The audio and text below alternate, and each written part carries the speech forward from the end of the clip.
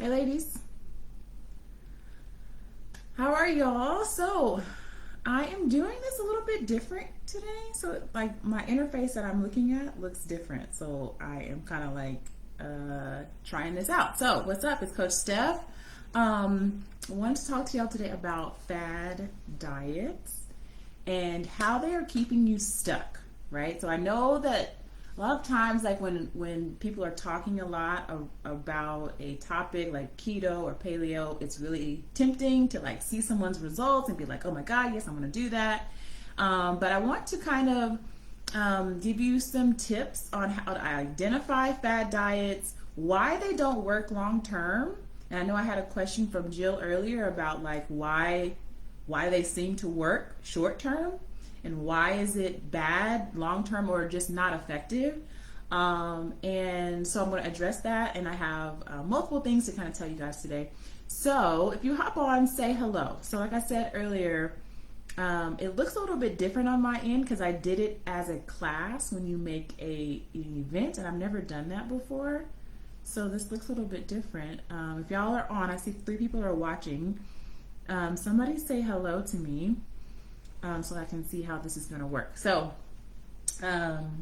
if you're watching the replay, hashtag replay, let me know that you watched, and let me know if there are any, hey Jill, let me know if there are any questions that you have as I go through this, and also if anything resonates, or if you have had an experience with some of the things that I'm going to talk about today. Hi Jessica, hi Timey, hi Lorraine, yay, okay, cool. So you guys let me know, like I said, if you have questions. I'm going to get right into my my stuff here. Okay, so when we're talking about fad diets, right, and why am I saying that they're killing your results, right? So a lot of times somebody may like get a result, or maybe they have like a before and after photo, or maybe they're like a fitness competitor or something, and they use a certain diet, which is just like a method, a way of doing something, getting to a certain goal, manipulating your body composition. And they may do that temporarily. So for example, fitness competitors really manipulate their body composition by eating a lot and lifting really heavy to bulk up their muscle, and then they like, I think they call it shredding, or they cutting, and they will bulk, and then they will restrict their calories. They will try to lean out. And so they're doing these things for a specific reason. They're doing it because they have a competition or something, and people see the results and like, oh my god, yes, this must work, right? But they're doing it as a temporary diet, as a means to an end, as a way to get to a result, but they're not living their life that way. And so, Sally Sue from, Nowheresville, Texas will try to be like, okay, well, let me try that because that worked for that person as a lifestyle. And so there's a difference. And so we've also seen results from people that we know where they're on keto, or they're on, another kind of diet. And you say, okay, well, they got results. So why am I telling you that they're keeping you stuck? And so that's kind of what I'm going to talk about today. Hi, Shamika. So how can you identify a fad diet? So when I say fad diet, like, what do I mean? A lot of times, if there's a lot of hype in the media about this one diet that is the cure-all, it's the fix, it's everybody should do it, right? That's kind of like a telltale sign that it may be a fad diet. If it cuts out whole food groups, like you can't eat fruit, or you can't eat vegetables, you can't eat, certain types of food, that is a red flag, because certain types of foods, especially fruits and vegetables, I'm very leery of diets that say you can't have fruits and vegetables, because outside of like maintaining a healthy weight, like fruits and vegetables provide you with fiber, they provide you with cancer fighting properties, antioxidants, phytochemicals. So I really don't understand why. Well, I do, because I think people are hyper focused on weight loss, not thinking of yourself as a whole person who really needs the nutrients that it provides, right? Those pigments, the red pigment, the green pigment, the orange pigment, those colors house powerful nutrients in our foods. And so red and green and purple and blue fruits and vegetables, they all have different types of nutrient profiles. And so they're all really important. So I would really stay away from any diet that says, hey, cut out any kind of food group, okay?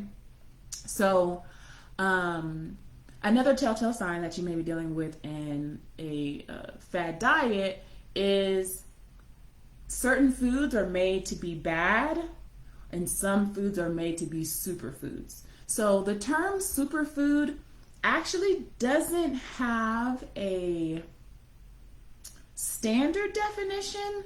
I think that what people mean when they say superfood is a nutrient dense food, right? So most fruits and vegetables are nutrient dense, right? Especially if you compare them to other things that we could be eating.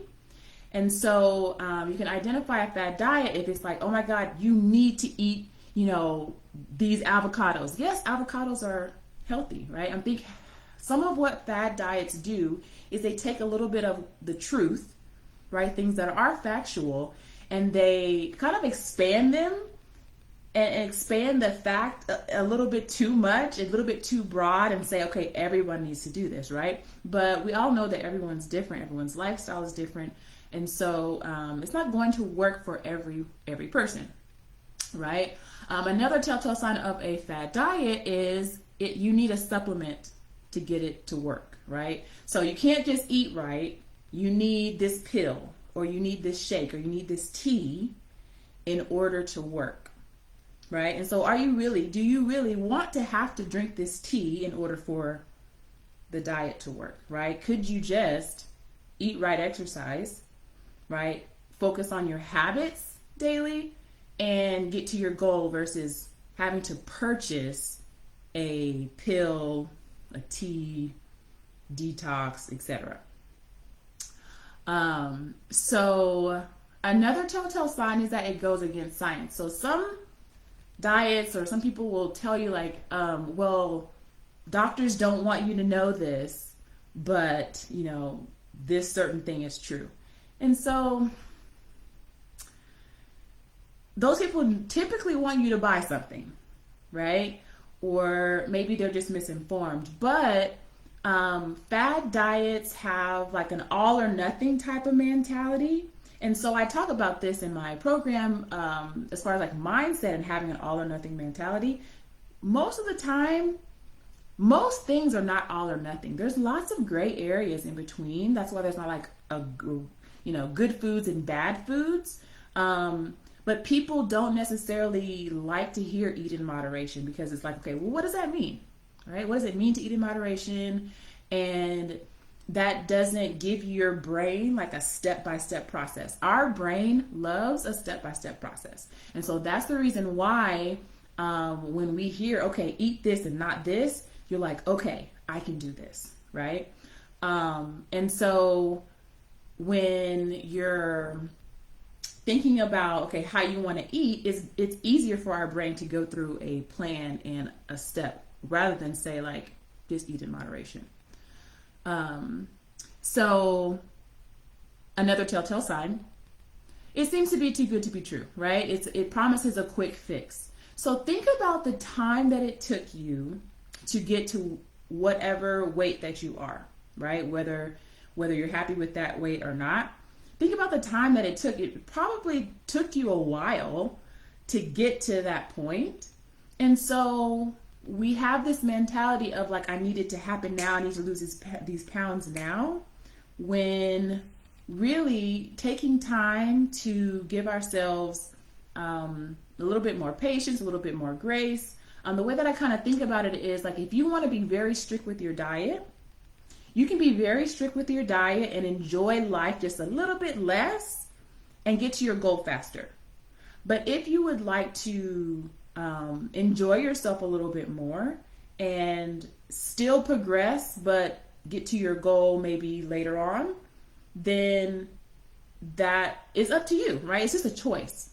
But then there's the maintaining phase, right? No matter how you get to your goal, let's say you get to your goal, and then now what? And I think that's the part, that's where the yo-yo comes in, because with the diet, it's more like, I'm going to start this, and then at some point there's a stopping point. Or I've heard people say like, oh, I'm just going to do keto for a little bit to kickstart, and then I'm going to go back to eating regular. And then it's like, well, how you approach the journey, the destination a lot of times is not going to be too much different. So if you stop doing the diet, you're going to stop getting the results, right? So, and then the last sign of a fad diet, rigid rules for eating, right? There's rigid rules. There's you do this, eat this, not after 7, right? Lots of different rules, okay? So what are some harmful effects of going on fad diets, right? So you have seen, this advertisement, and it's telling you, not to eat fruits and vegetables, or not to eat after 7, or whatever the diet says, right? Number one, it doesn't address mindset. So you really don't get a permanent change. Like, so if you decide, okay, I'm going to do keto, but you don't enjoy that, right? That's not really how you like to eat. You really like fruit. Like, if I try diets that people do, right? But if you tell me that I cannot have fruit, I'm not trying it, because I really like fruit, right? Or cheese, like I like cheese. And so I don't, you don't want to eat that overboard, but you want to make sure that the way that you eat is enjoyable to you. A lot of diets where somebody gives you a meal plan and you just eat off the meal plan, you may not like that diet, or you may not like the food long term, right? And so after you eat that for 3 weeks, now you're tired of it, and now you don't know what else to eat. And which is why it's so important to learn how to put together your own meal plan, right? How to put together foods that you actually look forward to eating. Like, are you looking forward to eating your meal prep every day, or whatever food you're cooking? If you're looking more forward to, like, going to McDonald's rather than eating what you have, right? Maybe try experimenting, try some new recipes, right? I always tell my clients no more than one new recipe per week, right? To keep it really simple. So fad diets don't address mindset. So if you have created the result of a body that you're unhappy with for whatever reason, right? You created that with some thoughts that you were making, whether it was thoughts about your habits, or thoughts about whether or not you're going to go work out, or whether or not you're going to meal prep, whether or not you're going to go out to eat, right? You created that with your thoughts. So then we have to kind of take a step back and say, okay, how can I address my mindset and my approach to how I show up in my health journey? Okay. So fad diets also don't address lifestyle preferences or individual schedules. It's really important that a few of the first things that you want to do when you decide, okay, I'm going to make a change, is decide what your boundaries are, decide what your values are, and how you're going to set up systems to help you to be successful, right? So you need to know that, okay, I'm going to work out on Monday, Wednesday, Friday at 5 p.m. That's my system. I'm going to put it on the calendar. And when something comes up that conflicts with that time, I need to make a decision ahead of time, hopefully, to either move my workout or say no to this other thing, right? Setting up boundaries, right? And so your lifestyle preferences may look different than mine. Your schedule may look different than mine. And so if you decide to go on a diet and it tells everyone you're going to eat 6 times a day, that might not work for you. So it might not work within your schedule. Maybe you're a nurse and you're running around all day and you at 12 hours a day and you literally don't have the capacity to eat that many times a day, right? So let's talk about how whenever you lose weight, right? You're in a calorie deficit. It means that your body needs, let's say your body needs 2,000 calories to maintain whatever weight you're at right now. To lose weight, you have to eat less than your body actually needs. So that if you're eating less, your body has to get those calories from somewhere. And it's like, hey, I need 2,000 calories. Where are my 2,000 calories, right? And guess where it takes it? It takes it from your fat stores, right? And so if you're eating in a calorie deficit, it takes 3,500 calories deficit in order to lose 1 pound of fat, right? And so if you're eating in a calorie deficit, you're going to lose fat.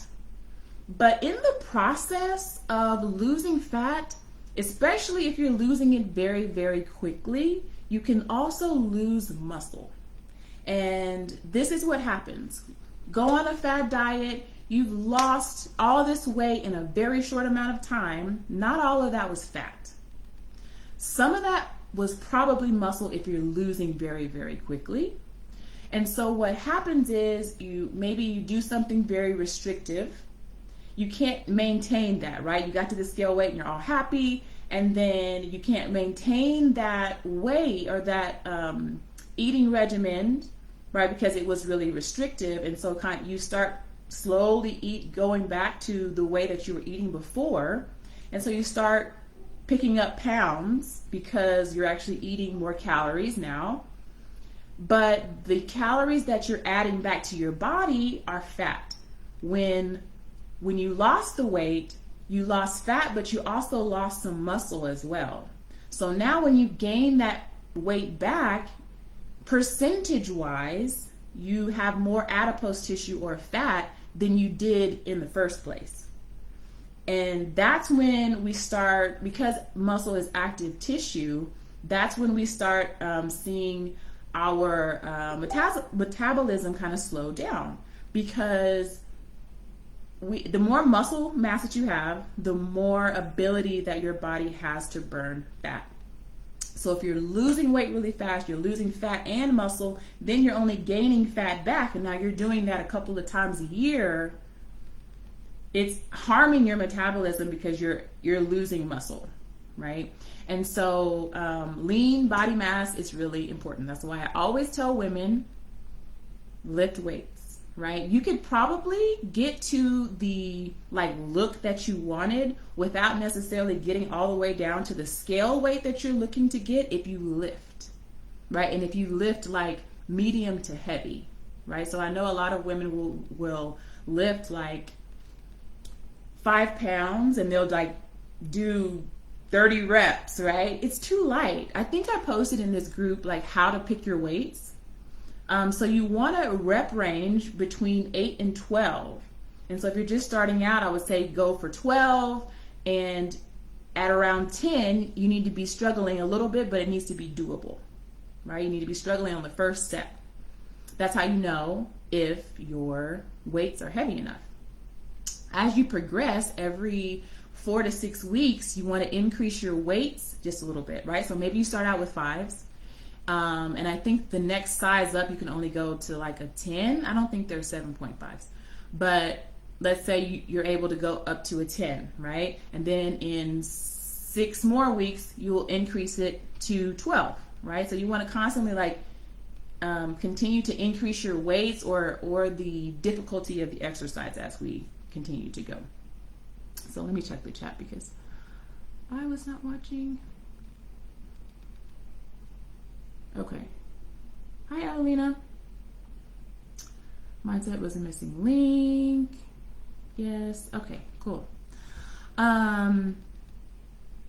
So where was I? Hold on. So yes, you are increasing your fat percentage when you're yo-yo dieting, right? And so that has so many consequences in terms of your metabolism, in terms of hormone secretion, and it also just decreases your self-confidence, right? If you keep doing this really restrictive thing and you're very adamant and passionate and you're like, okay, I have to do this, I'm gonna like lose the weight this time, right? And then you do it, but then the weight comes back because you weren't able to maintain the lifestyle. It starts to mess with your mind. It starts to be like, okay, is there something wrong with me here? Like, why do I keep, and it messes with your confidence. So I know I've coached women who told me like, I haven't told anyone I'm on this journey because I'm embarrassed to say that I'm trying this again, right? And so if you're really wanting to lose the weight for good and to show up as a person who has healthy habits, you really have to change the way you think about it. So what happens when your weight fluctuates? What's happening? Penny, do you mean like within a day, or do you mean like before and after fad diets? Let me know. So not only is it ruining your confidence because you're putting too many rules in place that you can't maintain a lifestyle around, it also kind of ruins your relationship with food.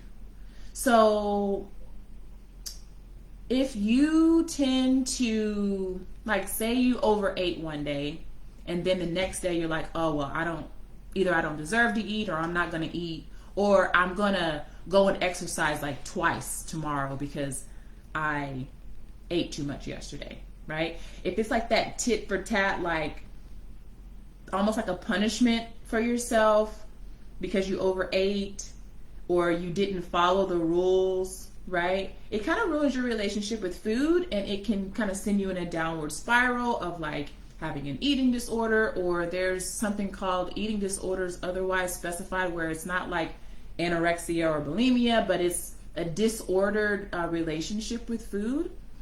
And so you want to use food for fuel, right? You don't necessarily want to use food as like comfort or for as your friend, or in a way that is not helpful. So we want to find our adventure, our love, our companionship through relationships with other people, right? Not with food.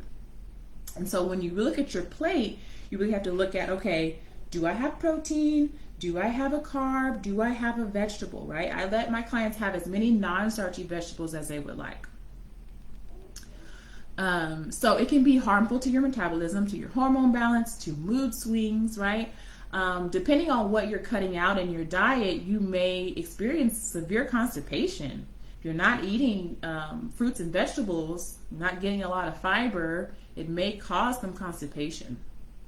It can put you at higher risk for certain heart diseases and high cholesterol if you're eating a whole bunch of fatty foods, right? Like, really think about, it's not just about weight, right? It's not just about your weight, right? We have to have a healthy heart, a healthy brain. Like, you know, our food affects our skin. Like, our food affects everything. So we can't just look at our weight and say that's the only measurement for success, right? And so when we're eating healthy, we can get like those vitamins and minerals that we need and not have vitamin and mineral deficiencies. There's a lot of us that are walking around who really, if we're cutting out whole food groups, we may have vitamin and mineral deficiencies. And so maybe that's why we're tired. That's why we have to take those supplements, and those supplements make us feel better because we're not getting the nutrients that we need from our food. Right? And so you're much more likely to gain the weight back when you lose the weight in a very restrictive way. Right? So Penny says, within a day, I'm going up and down. Oh yeah, you're going to go up and down within a day. So this is what I usually recommend for my clients. I have them weigh themselves once every 4 weeks. So I recommend keeping the same time of day to weigh yourself. So like, say you're weighing yourself in the morning. So I would, if it's weigh day, go to the bathroom, weigh yourself, and write that down.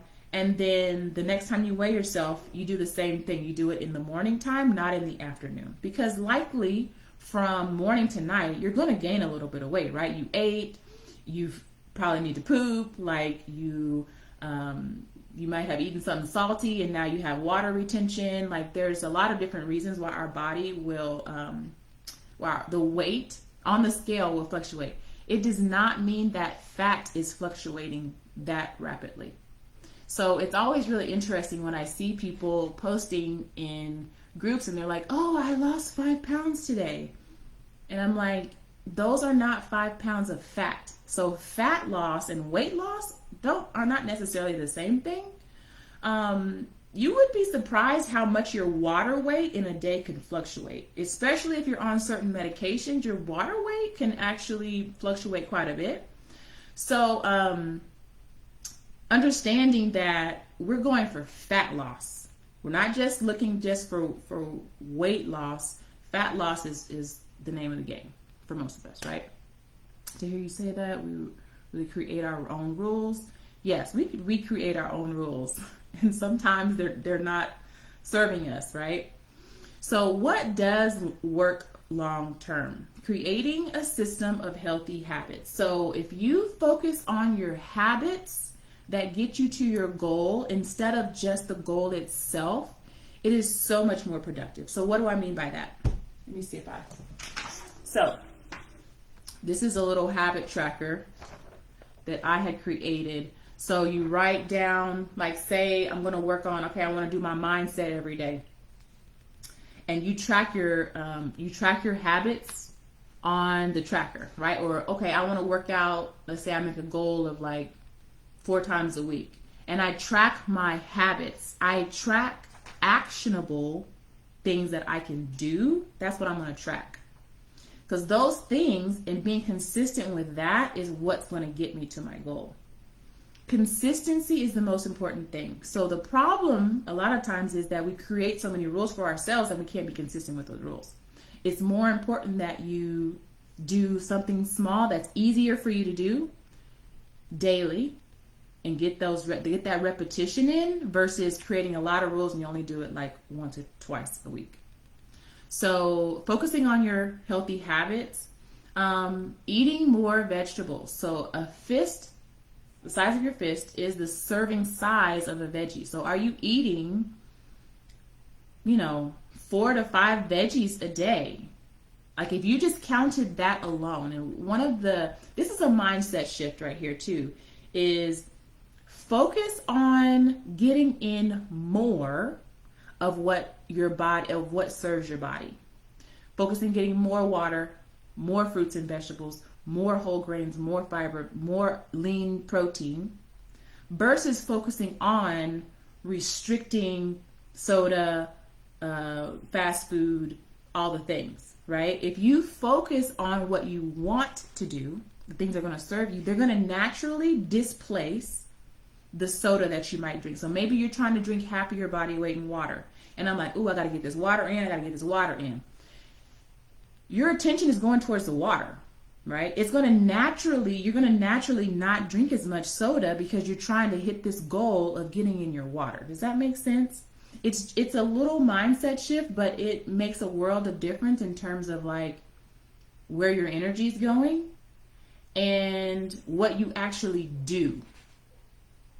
So you want to make actionable habits and you want to focus on what you want to do versus what you don't want to do or don't want to have.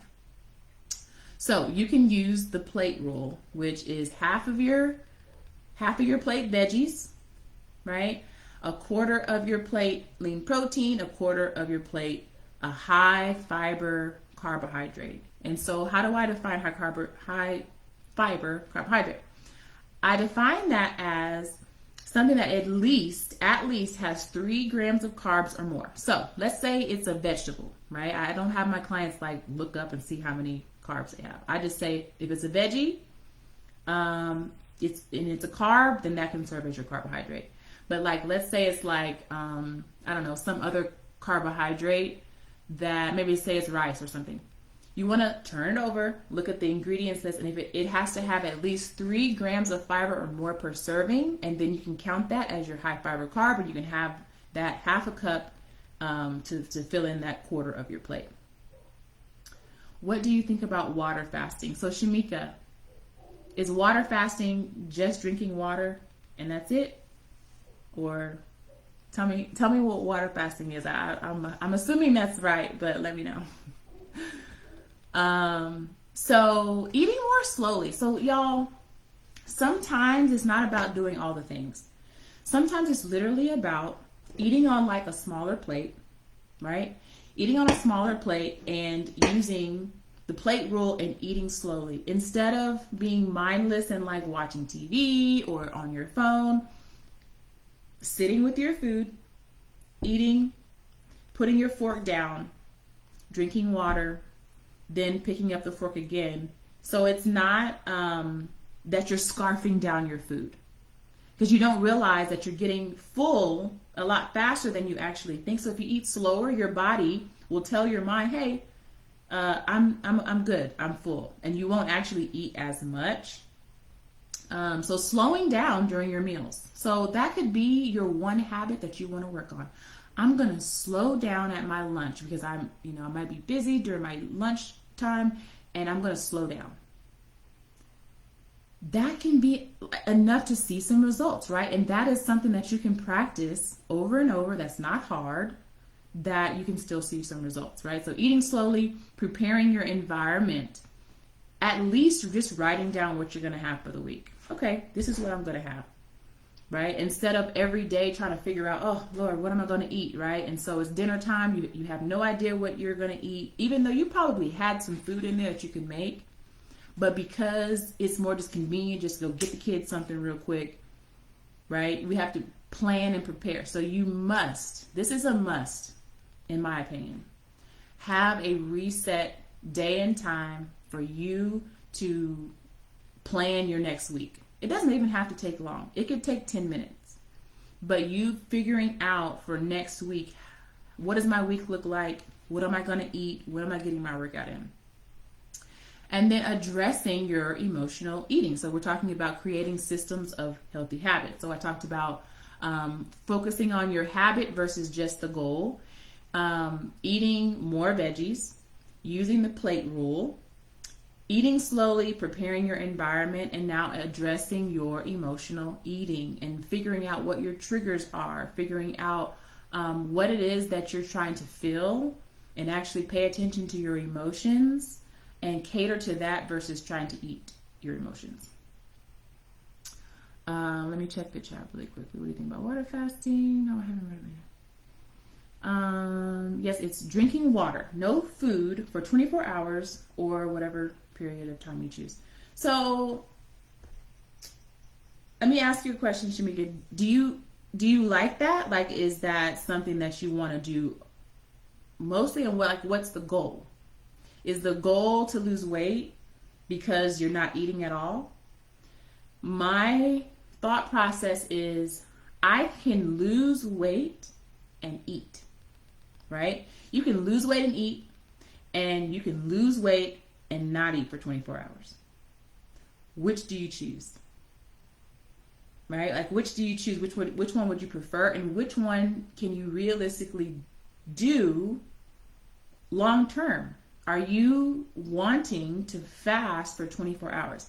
Again, I always go back to, because my clinical brain starts to click in. It's like, okay, if you're not eating for 24 hours, that means you're not getting no vitamin A, you're not getting vitamin B, you're not getting no fiber, you're not getting iron, calcium. Like, there's so many minerals and fiber and like nutrients that you're not getting in your body during that day. And your body needs those. So if the goal is just weight loss, yes, you prefer to eat, right? So if the goal is just weight loss, it's just not necessary to starve yourself. You could still eat, right? You could still eat and lose weight. Much more enjoyable, and that's how you get long term, right? So when people fast to lose weight and then they stop fasting, they're going to get those temporary results. So focus on eating more nutritious foods versus eating more unhealthy foods, right? You want to shift our focus to eating the foods that are going to serve us best. Only changing one or two things at a time. So the thing about a fad diet is that they either give you the whole meal plan. Now, you may never have eaten anything on that diet ever in your life. Now, all of a sudden, you're eating all these different foods.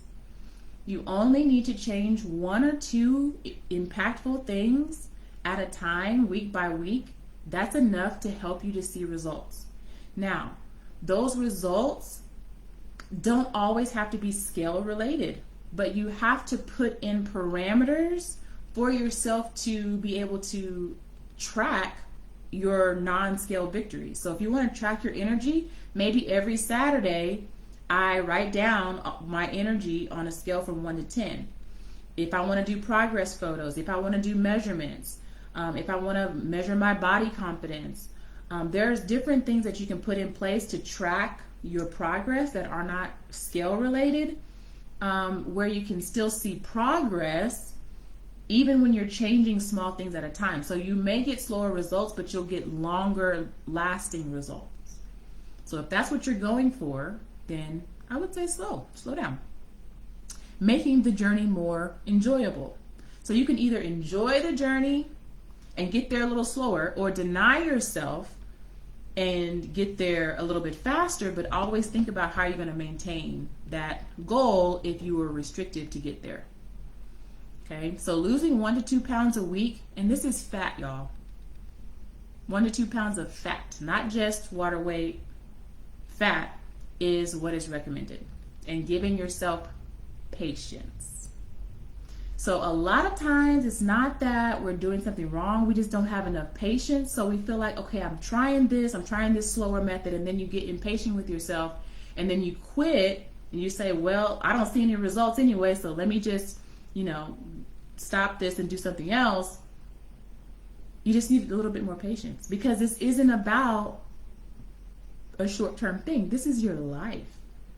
This is your life. This is your lifestyle. This is how you want to show up, right? Because diabetes is real. Heart disease is real. Like, what's the disease? I think it's either Alzheimer's or Parkinson's, that has something to do with the occlusion of your vessels in your brain. I can't remember which one. But this is not just about your weight, right? So making the journey enjoyable, losing 1 to 2 pounds a week, you need patience, you need consistency, you need a calorie deficit, and not just eating clean. So many people have been like, oh, well, I'm eating clean, but I'm still not seeing any results. Just because you're eating clean or eating lean meats and fruits and veggies doesn't mean that you have a calorie deficit. A calorie deficit means you're eating less calories than your body actually needs. So that's tracking your food is going to be really important in terms of creating a calorie deficit. And then here's the thing. Sometimes we create a calorie deficit during the week. And then on the weekends, we go ham. We go in on the weekends. And then we ate up our calorie deficit, right? So you don't want to plan in a whole treat day. It's not a treat day, right? You want to plan in a treat meal, not a treat day. And don't let the weekend sabotage your progress, because the weekends can eat up a lot of your calories. So on a weight loss journey, can you ever eat fried foods? Sure, you can. I would say plan it in at the beginning, plan it in once a week. Like if you really like fried chicken, okay, I know Friday night I'm going to the restaurant and I'm getting fried chicken. So that you don't feel like you're depriving yourself. So you can still have it, but you're not having it every day, right? And so also if you're having fried chicken, what else are you having with it? Like sometimes we'll go to, let's say like a fast food restaurant, and you're just normally used to getting the combo. Maybe you really wanted the fried chicken, but it also comes with fries and it comes with like a biscuit. And you don't really care about those two, but you eat them anyway because it came in the combo. I say eat what you really want. Eat like the fried chicken, or just buy the fried chicken, and maybe have a fruit instead, or maybe, have something else that is a little bit more helpful if you don't really care about the fries. Like, I'm not a big fry person. Like, I can do without fries. So give the fries to my kids, or give them away, or just don't buy the combo. And have what you really want, but only have it like once a week starting out. So I'm going to say this again. Building lean body mass is very important for women, especially. Okay, so that just means lifting heavier, making sure you're eating protein at every meal. And so a lifestyle is not a temporary way of eating. If you think that you're going to eat this way temporarily and then go back to eating the way you were before and still see the same results, it's not going to happen, right? All of a sudden, like, you have to learn on the journey. And this is another good point I want to bring up. You cannot skip the journey. The journey of you figuring out how to navigate your schedule and meal prep and meal plan and workout. The journey of you trying to figure out what foods work best for your digestive system, and all of the tools that you need to maintain the weight at the journey, at the destination. To maintain that weight at the destination, you need to have experienced the journey, because along the journey is where you become the person that can maintain at the destination. Does that make sense? So when people skip the journey and they get lipo, or they get, they do something really restrictive, and then they already at the destination, they are not the person that had the time to develop along the way of the journey. And now they're at the destination and they have no idea how to eat. You got lipo, and now you have no idea how to eat. Right? So make sure you're tracking your food and tracking your progress. Okay? Hi, Clyde. I struggle. I'm committing to eating healthier slowly but surely. I hope you're eating more vegetables, Clyde, because I know you in vegetables now. I hope you're eating more vegetables. Yes, I'm just checking the chat to see. When I lose inches and no weight, is that when Jess is big? Of course. Of course it is, because it kind of means like you're more compact, right? So like muscle, a pound of fat and a pound of muscle, right? They're both a pound, right? 1 pound and 1 pound. But the pound of fat is going to take up more space. It's going to take up more volume. So if you have more muscle mass, it's going to take up less actual space, but it may be more dense on the scale. But it's still an absolute win, because a lot of people, they want to get to a certain weight because they think they're going to look a certain way. But I would argue that if they lifted and got more muscle mass, they actually wouldn't need to see that certain number on the scale. They could actually just be on the scale heavier, but be more muscular, and I think they would actually like their physique. But because women sometimes are scared to lift weights, and we stay with those 5 pound weights, like, I need y'all to graduate from these 5 pound weights. Okay, I need you to struggle. You got to get your ugly face on sometimes when you are lifting. That's important. Okay. I know that Jill, you had a question on the in the group, and I want to make sure I answer that. Hopefully I can find it real quick.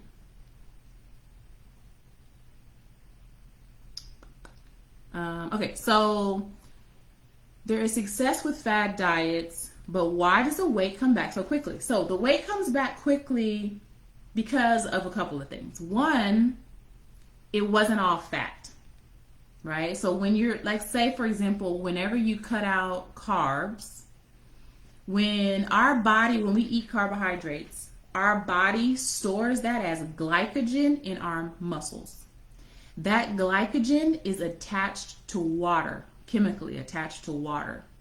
So when we don't eat the carbohydrates and our body has used up the glycogen, which is stored carbohydrate in our body. Now we weigh less, but not because we lost fat. It's because we don't have as much body water. Does that make sense? Let me know if that makes sense. So that's one reason, because we saw the scale and we were so excited because we lost this weight, but it wasn't fat. That's one. So then we start eating carbs again. Now our body is holding on to the glycogen and the water, and now we're heavier. And then another reason is because whenever we are very restrictive, maybe we did lose fat, but then when we go back to eating the way we were before, we're just gaining it back. So it's water and fat that you're likely gaining back really quickly. Then it says, I know a friend that did the keto diet and it damaged her heart because it's a whole lot of fat. It's like if you don't do it right, it can be very unhealthy and clog your arteries. So what are these weight loss diets doing to us mentally and physically? I feel like it's distorting your expectations of what the weight loss journey is supposed to feel like. So a lot of times people will compare a sustainable weight loss journey to the fad diet they did before. They're like, oh, well, keto worked for me. But did it work? Because now you're back to where you were before. So did it actually work?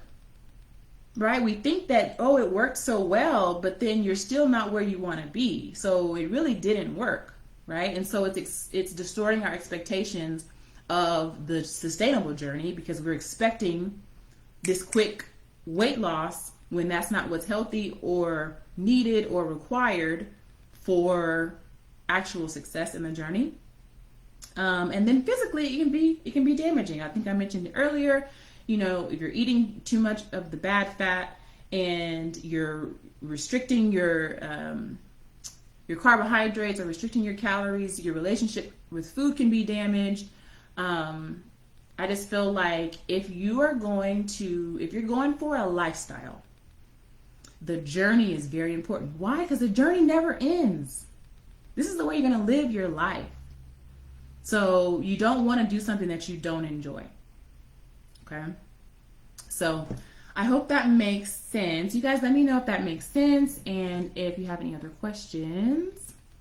Let me check the chat really quickly. So,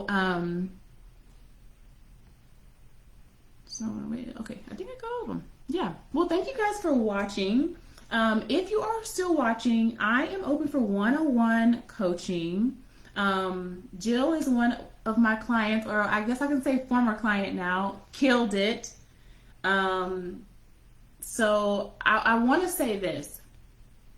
The mindset is the most important part. Now, if you scroll down the page, you will see that I talk about strategy, but I talk about mindset the most. And Jill will tell you it's the most transformative because she's confident in leaving the program now because she knows that she has a good understanding of how to motivate herself, like when she's starting to feel some resistance, like when she, needs a break, because that's a part of it too, when you need to listen to your body and take a break, right? So if you're struggling, there is a link in the group. I think if you scroll up, it's a pinned link. You can fill out application, and we'll just talk one-on-one. Like, it's not a scary thing. It's a 12-week program. You and I will talk on Zoom. We'll talk about, your current diet, setting boundaries, your perfectionism, your self-sabotaging behaviors, and how you're thinking about your journey, how you're thinking about yourself, the negative self-talk that is keeping you stuck, right? And losing the same 15 pounds over and over again. The idea of a lifetime journey is helpful. It is. It helps you to zoom out a little bit. Because it's not this like race to the finish. There is no finish line. You want to take care of your body for life. Hopefully we have a long time to live on this earth, and we want to take care of our body every day and not just for a certain amount of time. And we don't want like life circumstances to determine whether or not we're going to take care of this body, because this body is temporary. So so thank you guys for watching. If you have any other questions, you can always put them in the chat and I will answer them then. I'm planning on doing lives, y'all, If not every Wednesday, every other Wednesday, I would love for y'all to put some topics that you would like me to do, and I can go ahead and schedule my next live training. So yeah, thank you for watching, and I will talk to y'all next time.